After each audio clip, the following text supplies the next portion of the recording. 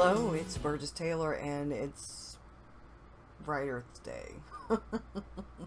Actually, this was supposed to be for Writer Wednesday, but we were busy with hurricane preparations, and I was busy. I watched Victor because my daughter had to work, and he didn't feel very well, so I didn't get a chance to do this, but I really wanted to do this. We're doing it now while I still have internet, and hopefully we won't get flooded and Hurricane Florence will just kind of dissipate. Today's video is about using tarot for writing, and this is the first video in a series that I'm going to do because I'm going to be outlining my book for the Witchy Business novel, because that's what one of the books I'm going to be working on during NaNoWriMo in November, National Novel Writing Month. I have already plotted this book and I have kept a lot of things, but I am redoing a few things because I know it needs a little bit of work. I have kept the prologue, I'm keeping a few other things, but I think when it comes down to it, some of the things I knew I needed to change. So that's what I'm working on. And I thought, since I'm going to be outlining it anyway, it might be a good idea to show you how I actually use tarot for writing, because I combine a number of things to do this. I actually don't use just tarot cards. I actually also use astrology, and I use oracle cards. I use a number of books. I use Mapping the Hero's Journey with Tarot, 33 Days to Finish Your Book by Arwen Lynch. That's how I found out about using tarot. I came across one of Arwen's videos about writing and using tarot, and I got hooked. I ended up taking her class, and then after I took her class, I was even more hooked. I was so excited when she came out with the book. The book actually goes in between these two notebooks. Usually it stays right in there. I have two different books. This is the book that I'm using to do this portion, and then I have my writer's Bible. So once I've done some of this outlining, I will fill in the blanks for some of this stuff back here that I have, like my protagonist and my antagonist, where I can add pictures and put their information. I will have more stuff. I have all kinds, well, some of the stuff I used, like here's chapter 1 and chapter 2. I'm going to be really busy, really busy. And then this is some more stuff. So we'll get to that in a bit. I know, you're thinking, tarot, huh? For those of you who aren't familiar with tarot, some people think of them as being for fortune telling, for divination, and they can be used for that. But they can also be used as a tool for your writing arsenal, for actually pretty much all kinds of creative projects, because they actually can help you spark your imagination. They can help you come up with ideas, all kinds of great things. And like I said, when I first heard about this, it was through Arwen. Since then, I found other things that are really helpful. One of the books that's really helpful is also Tarot for Writers. I love this book. Corin Kenner also came out with Astrology for Writers, which I am really digging. And one of the ones that I haven't done a whole lot of reading in, but I am now, is Tarot and Astrology. Enhance your readings with the wisdom of the zodiac. I have two different notebooks in here. I have dedicated to learning astrology and learning tarot. So I'm trying to learn more so that I can know more. The more I know, the better, I think. But I can use astrology to help me with their personalities, with my characters' personalities. Have them be true to what the norm is. Not that all astrological stuff is accurate, but I've had my birth chart read, had it done a couple of times.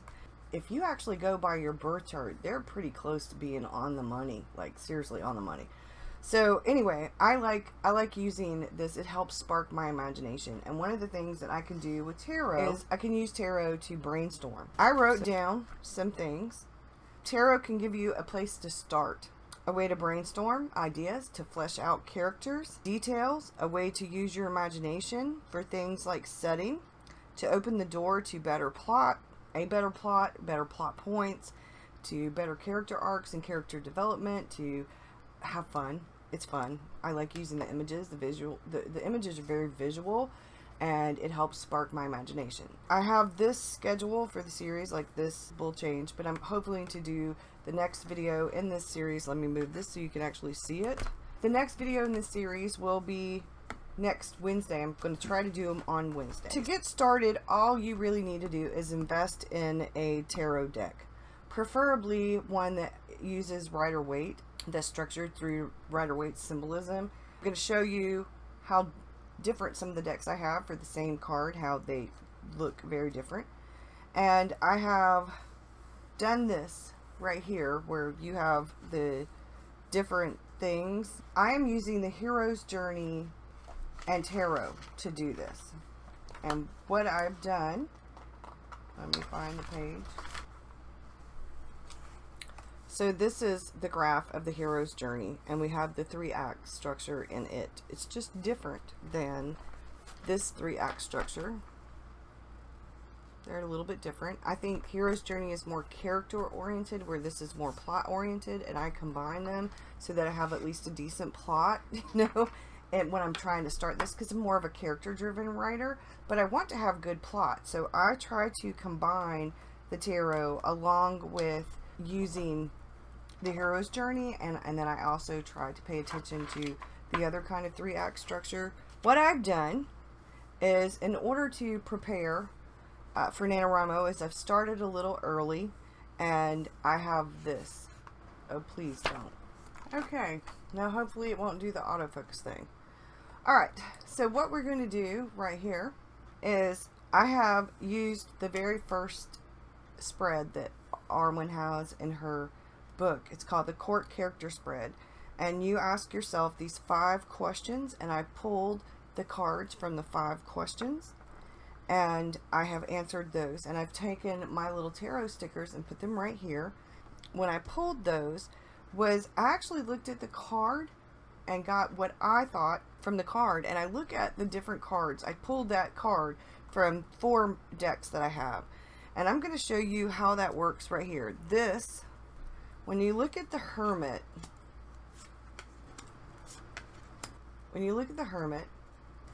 the Hermit looks quite different but very similar in each one of these. So we're going to take this one. The Hermit looks pretty dark in this one. And then we have the Hermit here. And then we have the Hermit here. And then we have the Hermit here.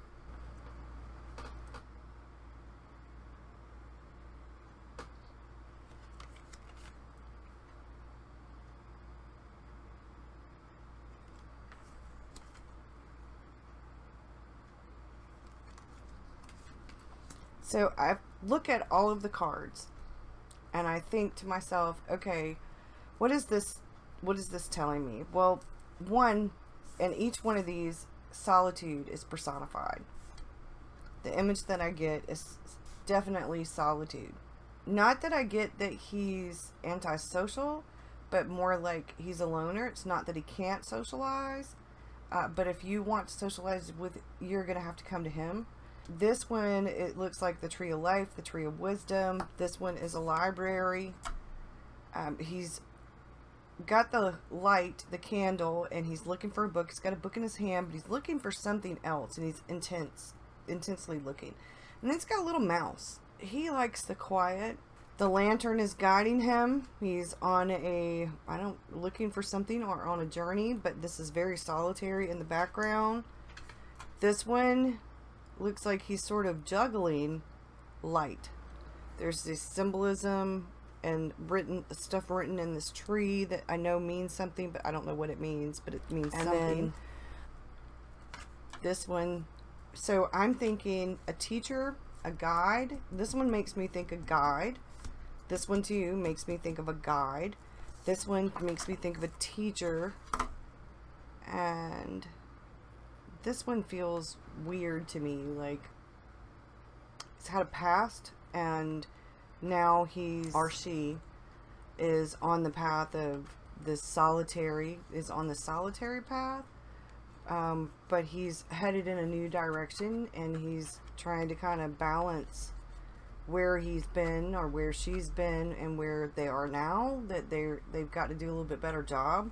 So then I could look up the card and I can look up the meaning of the Hermit. Now I know from books and stuff that the Hermit is a solitary creature. The Hermit stands on a mountaintop intimating that he is an objective or a wise view of what's happening in the world below. He willingly holds a lantern in his right or conscious hand, suggesting that he's cognizant of being a bearer of the light of wisdom and understanding in the darkness of confusion and ignorance. The wand in his left or subconscious hand implies that he's assimilated his life experiences and serves as an inspiration to others. In addition to encouraging those traversing the mountain to higher consciousness, his presence states that help is sought, is always available.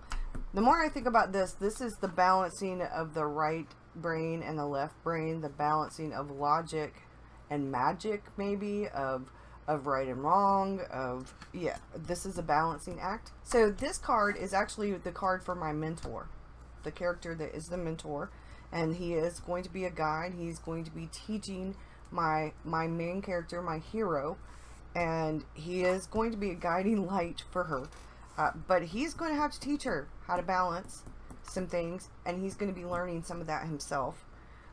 He is very wise, but you know, even the wisest of people can learn something. So that's what I do, is I look up. Now I could look up this card in any number of books and get I could look it up online, I could get more information, and when I go to write this one down, I will. But I wanted to, I pulled a card that wasn't the main character because I'm going to show you the main character. So one more interpretation for different cards. This is my main character.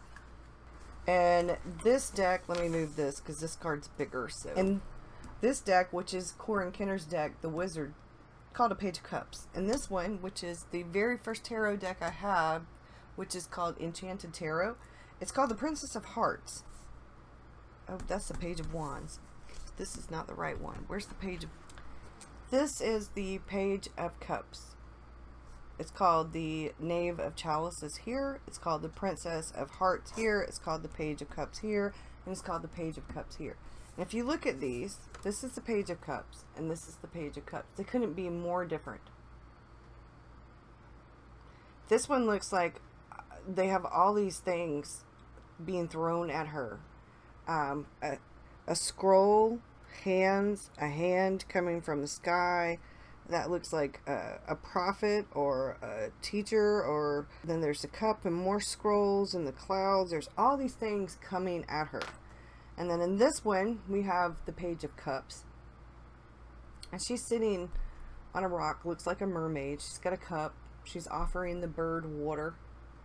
There's a boat in the background, a beautiful sky. And in this one, she's reading a scroll. There's these fish in the water.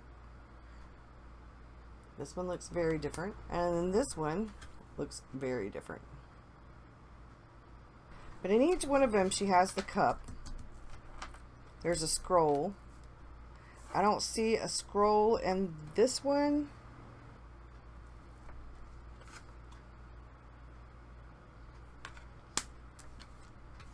But I see the fish and the cup and the water.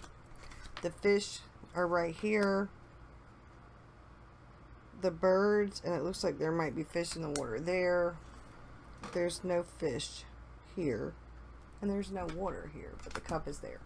So all these cards are very different, which is why I usually try to pull the same card out of a few different decks so that I can get an idea, a better idea.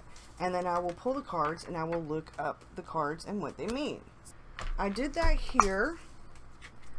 And then I also pulled her past, present, and future.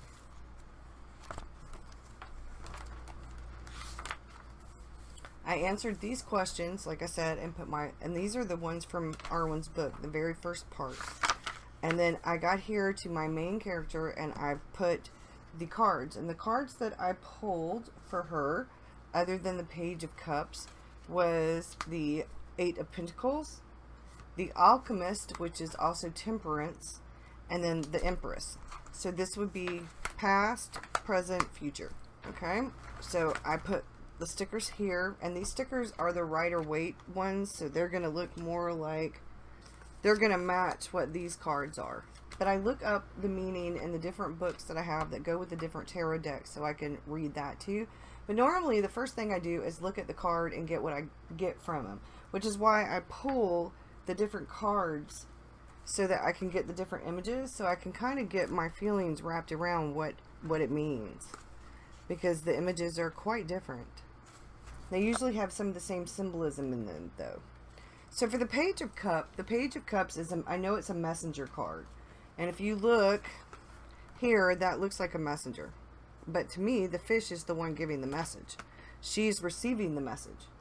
And here, she's talking to the bird, and she's offering the bird water, and it looks like the bird is bringing her a message. The bird is bringing her a message. This, she's reading a scroll, a piece of paper, so she's reading a message. And this, there's scrolls, and somebody's given her, written her a message, and she's got these messages here, and it's like the hand of God is giving her a message. It's also a very creative card. It's a card of synchronicity, beginnings, or renewal, or rebirth. It also feels solitary. She's by herself. It's the realm of unconscious and spirit. I see this is where I got the spiritual from, where I saw that. She's loving and tender. You can see how loving and tender she is in this. She's an inner child. This looks more like a child to me. This looks more like a young woman. This looks like the combination of the two. This one looks kind of like a student, but dressed up in student gowns. She's free-spirited. She is longing, actually, to be free, perhaps. She seems confined to these clothes.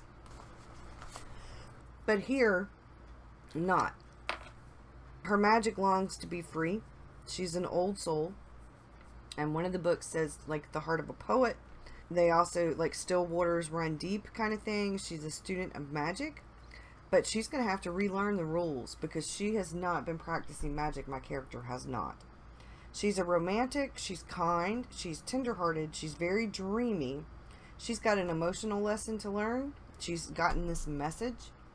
And this message is going to have a huge impact on her. And she's going to need to let go of some of these things that are holding her back. She tends to let love lead her, but not always necessarily in a good way. So then we get to the rest of the cards, and we get to the Eight of Pentacles. So with the Eight of Pentacles is a student, but he's working hard. Boy, he is working hard. Gonna learn something. But what I get from this is that maybe what once was fun isn't so fun anymore, or maybe didn't always feel like work, but now it feels like work, or there's some kind of negative connotation that goes with the work, because this is the past card. I'm not quite sure. I got like a overwhelming.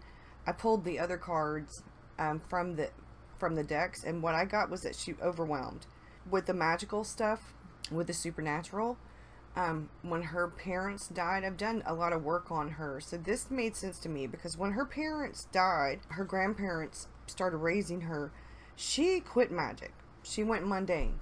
She didn't want to have anything to do with the magic, because magic, the supernatural, is what killed her parents, and she blames the supernatural. And, you know, she was still young, so that kind of, you know, whether she realizes it or not, she's not blaming the people who did it as much as she's blaming, you know, she's blaming them too, but she's taking it out on the magic, the supernatural. But it's not made her happy. She feels guilt over her parents' death, and so she's, at the past, she's gotten to this place where she's just been working, trying to stay busy, trying to be normal, trying to be mundane, so that, you know, she doesn't lose anybody else. So if she pretends that, you know, she's normal and stops with the magic, and she is very powerful. I got that when I pulled the card for her for what was my hero like as a young person. I got the Queen of Cups, and the Queen of Cups, she was precocious as a child. She's very psychic, very strong psychic. She was affectionate and loving and curious and a normal, precocious child. She was always making the flowers grow, because it made her mom and her grandmother happy when they saw them. So she practiced really hard and learned. But she is a hereditary witch, and her dad's family. She's a hereditary witch on her dad's family, but her mom is part fae. Her mom is half fae of some kind of supernatural being, whether it's a fae or what, we don't know exactly yet. I know, but I've got a pretty clear idea, and if you've been watching me do these outlines for this, then you might have an actual idea. Her mom is half something and half something else. Well, 1/4 something and 1/4 something else, and then half something. Anyway, she's a very supernatural being, my main character, but she's got these flaws, got a lot to work through. And part of her past has been trying to work through it, but she's been working through it in the wrong way. So we get to the present, and in the present, she is a teacher. She's a counselor. She is herself. She's a counselor. She actually works as a teacher in adult ed education. She helps rehabilitation. So for people who have been injured, for people who have been displaced in the workforce, different things like that. If somebody's been in a coma and they get out of a coma, if they've been in a car accident, if they've gotten hurt on the job, any number of things, if they are displaced, a housewife who's now back into the workforce, or house husband who's back now into the workforce, it could be any number of things, but she helps rehabilitate people, find them new careers, help them open their own businesses or start a new career or go back to school. And she's really good at it. Well, she's a psychic, and she's magical. She's not helping herself. I mean, she's good at her job, but that doesn't mean that's her destiny. That doesn't mean that that's her purpose. And she feels that deep down inside of her, even if she won't admit it to herself, she feels like she's not fulfilling her destiny, that she's not serving her purpose, that she's helping people, but she's a much bigger purpose, and she doesn't know exactly what it is because she's refused to, be part of the magical world, the witchy business. She's not wanting anything to do with the witchy business. So we get to the Alchemist, which is the Temperance card. And that's a card, it could be a card of moderation, but really, to me, it's more of a card of balance. He's trying to mix things together here, he's the Alchemist, and get the perfect balance of these things. A blending, and that blending and balance, she in the present, we have the message. We get this card, this page, this she gets this message, my main character, which is why this card came up, this Page of Cups. She gets this message, and then she finds out about she gets the message actually comes from the grandmother's ghost. The grandmother's ghost calls her home. I have changed that somewhat. The grandmother's ghost is calling her home. And she's going to have to find a way to blend the magical and the mundane, her psychic and her magic abilities. And one of the definitions for this card, they call it the divide between water and earth, unifying. It's a unifying presence. And that's what I wrote down, that she could be the unifier of the two worlds, of the magical and the mundane, of the different worlds that she is from, because she's a mixture of things. She's sort of a hybrid. But she has no balance. She's in limbo. And she's never more aware of it when her grandmother's ghost appears to her, because at first she ignores it, and then she's like, oh. She's a magical helper who isn't practicing magic. She is a healer who refuses to heal. So things are going to start changing as soon as her grandmother's ghost appears, and her grandmother's ghost refuses to be ignored. This is the present. And things are going to start changing. And then we get to the Empress, and this is her future. This is going to be her in the future. And the Empress card is the link between the physical and the spiritual worlds. She is the gateway. She's not by the gateway. She is the gateway. She is, look at her. She is fertility. She is growth. She is happiness. She is health. She is beauty. She looks pregnant. Confidence, courage, strength, heritage. She is like the epitome of all those things, and plus magic, the supernatural. We've got all of that. Like, I see the fae in here. She could be the witch, the queen, the head priestess, the high priestess, it could be any number of things. So she is also, though, this card can be the creator, as in creating life and creating magic and creating all these different things, or it can be the destroyer, the dark mother. And that's where the series is going to come in, because she's got to grow and evolve as a character. So she's going to change some. Now, she's not going to be perfect when she first steps into this role. I have a good idea of where I want to take her character arc for the series, but I'm still learning that series part. But I want to get this novel written, so I'm going to write the novel, and we will continue with the creating of the series. So this is what I do. I have my cards here, and then eventually what I will do is get sticky notes, put them on my poster board, and kind of move things around. Once I get my actual outline, I will do that with post-it notes with little stickers of the tarot cards on there, or a scanned copy of one, and we will be doing that. So the next up I will be doing the grandmother, which I have here, and the mentor, and the love interest, and the anti-hero, and the antagonist. I'm doing these for my main characters so that I can, when I get done with this stuff and I actually start with the outlining of the novel, once I get to that point. But for now, it's all about the characters. So once I get this, I will find a picture that looks pretty close to what my main character is going to look like. I will put that there. I will also put the tarot card here that reminds me of my character, and then I will be filling in this information, and I will be doing that in Scrivener so that I have a really good idea. I want to flesh out my characters first. I'm a character-driven novelist first. That's what I'll be doing with that.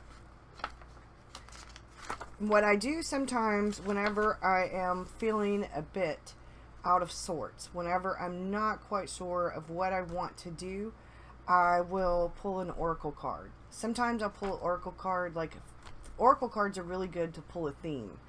If you aren't really sure about your theme, if you aren't really sure about your genre, Corinne Kenner talks about the different things in her book, Tarot for Writers. Arwen goes into pretty good depth and detail about characters, and you're actually using the hero's journey and tarot to outline your novel. And then there are other stuff that you can do. You can pull cards to help you. I like tarot cards and oracle cards. Whenever I have a question about heading in the right direction, I'll either pull a card from the tarot or I'll pull a card from the oracle deck, and it will help me sort of, I look at the images of the cards. You don't have to look inside the book at all. You could actually just look at the image of the card and get whatever it is that you get from the images that are on the cards. I find them really helpful, and they happen to be beautiful to look at. You know, there are some very gorgeous cards.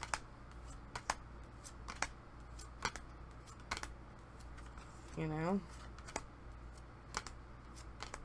I have a couple of different decks. Some of the decks are more, like, to me, this one's a little bit darker,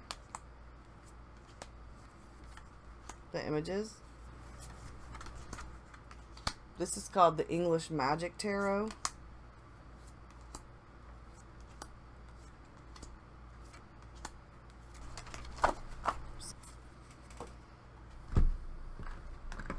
And this one is the Wizard's Tarot, and it kind of reminds me of Harry Potter in a way, sort of, kind of, or magic. I really like this one too. So, and I have a fairy oracle deck and a fairy tarot deck and some other cards, and I like pulling. Sometimes I'll pull a card when I'll ask a question, and I'll pull a card from a different deck, just to kind of find my way. Like if I feel a little bit stuck, or you know, I'm not quite sure whether I'm headed in the right direction, I'll do that. So the next video in the series will be part 2 about characters, because I'm going to do some more work on my characters, and then we're going to talk about that. Arwen has a goal, motivation, and conflict video, and she has some stuff about that in her book, and we're going to do some of that work, because I'm going to do that for the main character as well, her goal, motivation, and conflict. Because now that I've got this part for her fleshed out, I've got the court character spread, my questions about what is her weakness, what is her strength. I've got some more stuff worked out about past, present, and future. Now I want to get to the next step will be goal, motivation, and conflict. And we're going to go to that. And then we're actually going to start the hero's journey and use tarot for that. If I have time in the next video, I will start a little bit of that. But next video will be about goal, motivation, and conflict for characters, using the tarot. And then each week you're going to, on Wednesdays between now and when NaNoWriMo starts, we're going to cover some of the different things with the hero's journey and tarot. I don't know if I'll be able to get through the whole outline, but I'm actually going to do the bulk of it, I think. I don't want you to know all of it, so I'm going to try to at least get through Act 1 and the bulk of Act 2, since that is the middle, and that way, you know, I don't want you to know the end. You can't find out everything about my novel, but I will show you some of how I do it, and maybe show you some examples. I'm really excited. I hope that you're going to enjoy this series. I'm excited about it. I love using tarot for writing. I am sorry that the webcam. I hope that you've enjoyed this. I'm going to have a blog post that will coincide with this video. They'll be a bit different because I'm going to link the video in the blog post. So if you want to, please check out the blog post. Thanks for watching. Have a good one. Don't forget to subscribe, like, and if you haven't already, check out my Patreon page. Thanks, y'all. Bye.